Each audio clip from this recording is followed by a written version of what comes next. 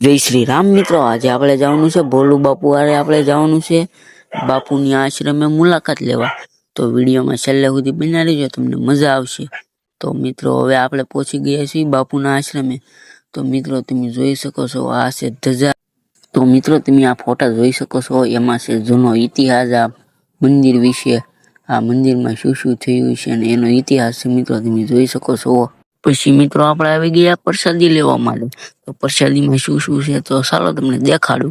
મિત્રો પ્રસાદી તમે જોઈ શકો છો, પ્રસાદીમાં હે શ્રીખંડ, છાશ, દાળ ભાત, શાક, શેરો, પાપડ, ગાંઠિયા, લાડવા અને શાક અને રોટલી। પછી મિત્રો આપણે પ્રસાદી લઈને આવી ગયા ગૃહ કાર્યમાં આરામ કરવા માટે। તો ચાલો મિત્રો આગળ બાપુનું સન્માન કરશે। પછી મિત્રો પરવીન બાપુએ હરેશ બાપુનું સન્માન કરી નાખ્યું, તમે જોઈ શકો છો। હવે મિત્રો તમને આ મંદિરના બાપુ દેખાડું। મિત્રો તમે જોઈ શકો છો આ છે બાપુ આ મંદિરના। તો આ બાપુનું નામ તો મને ન આવડતું, તમને આવડતું તો જરા કોમેન્ટમાં કહેતા જજો મારા કલે જવું। હવે મિત્રો આપણે જવાનું છે પડખે આવેલું છે એક આશ્રમ। તો ચાલો આપણે જઈએ, ના તમને બાપુની મુલાકાત કરાવું। ફાઇનલ મિત્રો આપણે પહોંચી ગયા છીએ બાપુની જગ્યાએ। તો તમે ઉપરનું બોર્ડ વાંચી લો, કયું મંદિર છે મને જ ખબર નથી। જો મિત્રો લોકેશન કહી દો તમને, આ આવેલું છે આ જગ્યાએ। તો ચાલો મિત્રો હવે આપણે જઈએ અંદર।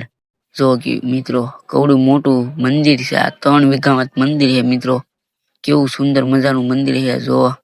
તો તમે જોઈ શકો છો। તો ચાલો તમને દર્શન કરાવું મંદિરના। તો હવે મિત્રો તમને કરાવું બાપુની સમાધિના દર્શન।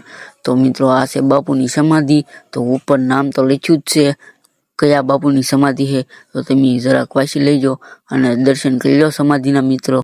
પછી મિત્રો આપણે આવી ગયા બુદ્ધેશ્વર મહાદેવના મંદિરે। તો કોમેન્ટમાં જય મહાદેવ લખવાનું ભૂલતા નહીં મારા કલે જાઓ, તો દર્શન કરી લો તમે મહાદેવના। તો મિત્રો તમે જોઈ રહ્યા છો એ છે બાપુના જૂના ફોટા। તો આ છે બધા બાપુના જૂના ફોટા છે। અને મિત્રો આયા છે હવન, અને મિત્રો આ છે બાપુના જૂના સંપલા, તમે જોઈ શકો છો। પછી મિત્રો તમે જોઈ શકો છો આ છે આશ્રમના બાપુ।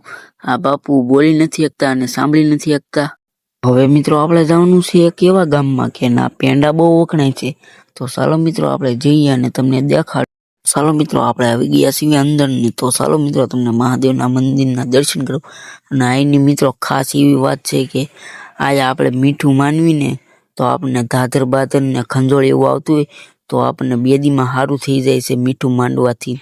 તો તમે દર્શન કરી લો મહાદેવના અને કોમેન્ટમાં જય હર હર મહાદેવ લખતા જજો। અને મિત્રો જો આયા પાણી નાખે એ ઓલા લોટામાં ઠેઠ પાણી આવે, જોઈ શકો છો મિત્રો। આ પાણી વચ્ચે મૂર્તિ બનાવવામાં આવેલી છે શંકર ભગવાનની। તો જો મિત્રો